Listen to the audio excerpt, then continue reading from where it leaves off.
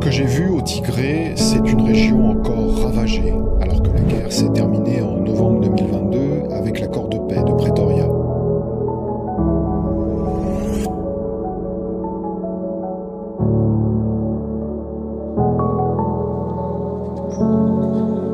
J'étais venu en mai 2021 et j'ai parfois emprunté les mêmes routes qu'à l'époque. Sur ces chemins, j'ai croisé les mêmes tanks, les mêmes véhicules transporteurs de troupes, les mêmes voitures, les mêmes bus calcinés, détruits, laissés au bord de la route.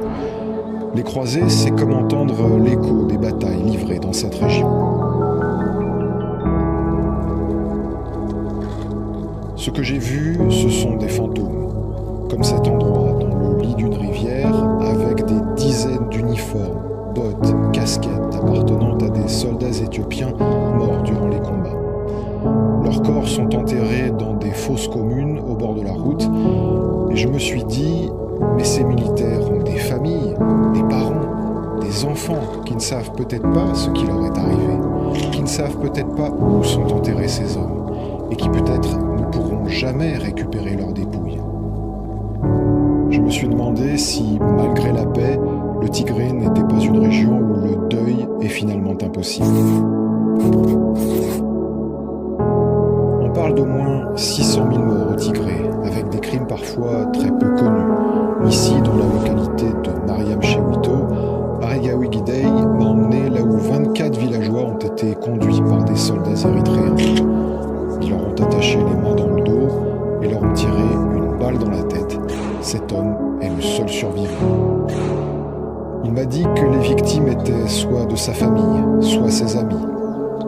Qu'il se rappelle de leurs cris, des gens qui suppliaient les soldats de les épargner, de leur pardonner. Qu'il n'arrivait pas à empêcher ces hurlements de résonner encore dans sa tête. Et que revenir à cet endroit le hanterait et l'empêcherait de dormir pendant plusieurs jours. J'ai d'ailleurs eu du mal à réconcilier la banalité de ce lieu dans une petite zone boisée au bord d'un sentier, comme il y en a tant d'autres, et la tragédie qui s'est jouée à cet endroit et ces 23 personnes tuées en quelques secondes.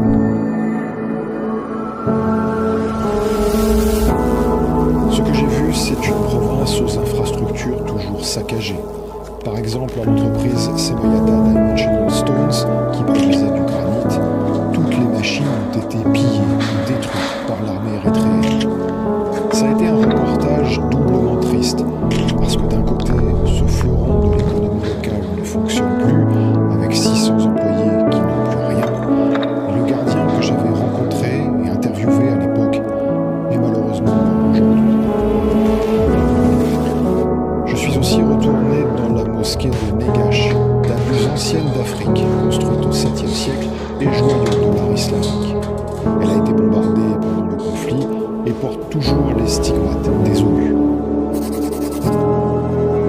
Ce que j'ai vu, c'est le retour de l'anthrax, alors que la maladie a disparu depuis des décennies. Dans le village de Béléat, il y a eu 4 victimes, et ce qui m'a frappé, c'est que tout est parti de la mort d'une vache. Les habitants ont racheté la viande au propriétaire parce qu'il est très pauvre, l'argent devant l'aider à se procurer un autre animal. Sauf que les gens ne savaient pas que le bœuf avait l'anthrax. En le mangeant, ils se sont donc infectés alors qu'ils voulaient faire une bonne action. J'ai trouvé cela particulièrement déprimant parce qu'en plus de la guerre, des destructions, des morts, le Tigré est touché par de nouveaux fléaux, comme si le destin ne voulait pas que la région se relève.